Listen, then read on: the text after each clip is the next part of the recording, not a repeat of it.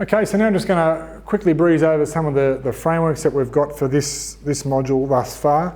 The first one is basically a Frontline cheat sheet. So, you know, I breezed over some of the structure and things you could be having around killer questions and the sequencing of questions there. So this here is a cheat sheet which not only covers off on the killer questions and the sequence that you might have, but it also helps you populate some of the historical numbers, you know, revenue, average rate, lead times, and also some of the forecasts and targets that you're trying to pursue. And this might be a thing that you can put in front of your staff daily or weekly or monthly, update it as often as you feel you need for your property. But it's a template that you can use to help them with that communication and awareness of what's happening, what to say, what rates to offer, all those sort of things. So have a really good look at that. We think it's a pretty neat template, and you may like to adopt it in some form in your property. Corporate contracts, I've included a template version of a corporate contract in the frameworks here. It's not in the Excel version, I've just got it as a separate Word doc, so you can go in and make some edits there, put your property names in there. And look, a lot of contracts do change a bit, but this is a template that gives you the base of what you need, the pillars of what you need to actually form a contract up. So just understanding, you know, room nights, guest requirements, rates, expected compliance, all that sort of stuff. So I think you'll find that helpful if you're dealing with some medium or larger corporate clients and you're able to be dealing with that travel booker at head office.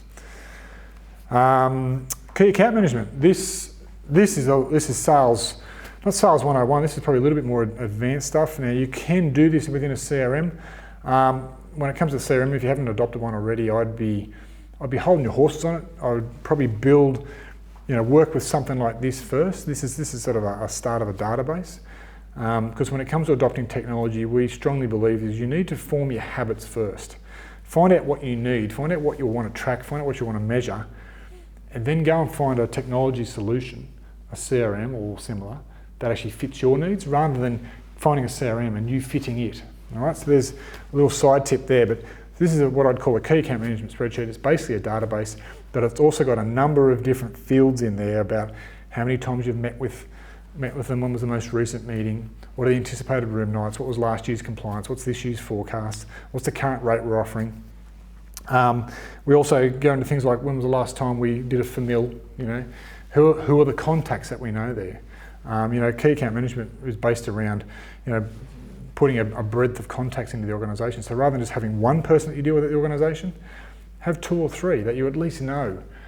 Because if that person left, your whole relationship breaks down. So there's all these key account management principles that we build into this template here that helps you have sales conversations and track the relationship you have with your clients and actually guide you in what you should be doing and what you should be focusing on.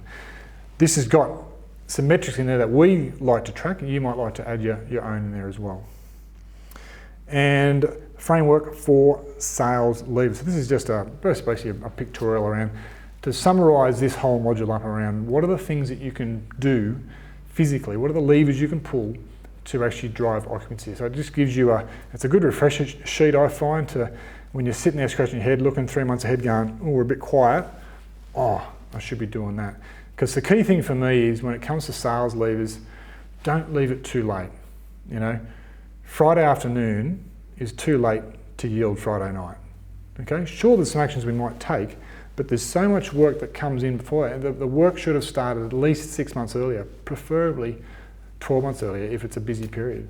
So 12 months out, the rate for this Friday needs to be set. If this Friday's a very busy one, we should have had that set long ago. We don't want some cheap rate sitting in the marketplace getting booked up for the first 6 months, then we go, oh, there's an opportunity there, now let's increase it. No, let's get it right early. And same conversely, if you've got a known low period, well, maybe we do want some discount rates out there early to build that base. Maybe we do want to be chasing some group business or some conference business to fill that void if we know.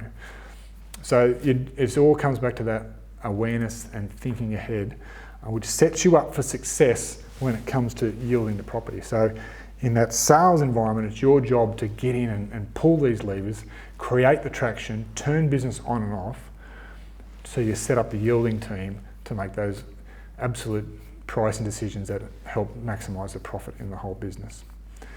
But anyway, we wish you well with all that before we move on to the next couple of modules, which is talking around data and talking around yielding and your revenue management. We'll see you in the next module.